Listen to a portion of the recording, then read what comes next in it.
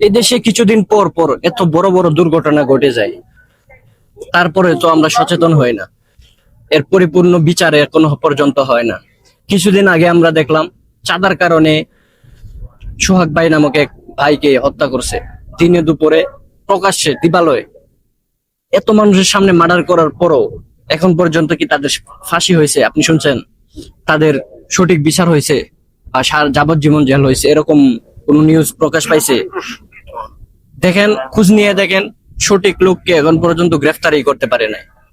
2 দিন আগে ঘটে গেলে এত বড় একটা প্লেন ঘটনা, এর পিছনেও কিন্তু গভীর ষড়যন্ত্র আছে। যদি ষড়যন্ত্র নাই থাকতো তাহলে ছোট ছোট বাচ্চাগর লাশ লুকানোর কোনো প্রয়োজন হয়েছিল না। এটা একটা দুর্ঘটনা, সবার তাই মনে হয়েছিল। এই যে একটা প্লেন ত্রুটিবশত ক্র্যাশ করে ফেলাইছে, নিয়ন্ত্রণ হারায় স্কুলের উপরে এসে পড়ছে। তো এটা যদি নিয়ন্ত্রণ হারায় স্কুলের উপরে এসে পড়ে দুর্ঘটনা হয়ে থাকে, তাহলে লাশ গুম করার কি দরকার? ডাল মে কুচ কালা হ্যায়, চোরের মন পুলিশ পুলিশ। মানে লাশের সংখ্যা বেড়ে যাবো বিদায় ঘটনাটা বড় হইব, এরকম কিছু আছিল।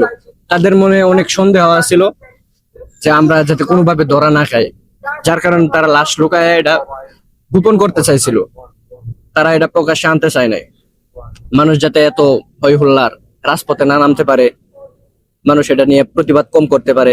যে 2-1 দিন যাইবো, মানে বাংলাদেশের ঘটনাগুলো এরকম হয় যে 2 দিন যাওয়ার পরে আর আমরা মনে রাখি না, প্রশাসনও এটা গুরুত্ব দেয় না। তারপর বিচার বিচার ব্যবস্থা বলেন, যাই বলেন, সবকিছু থাইমা যায়, আগের মতো সব ওকে হয়ে যায়। যে যার মতো কাজ করতে থাকে, অপরাধীরা নিরপরাধীদের মতো ওপেনে ঘুরে বেড়াইতে থাকে। এই এগুলার কি সঠিক বিচার আদৌ হবে? প্রশ্ন আমার প্রশাসনের কাছে।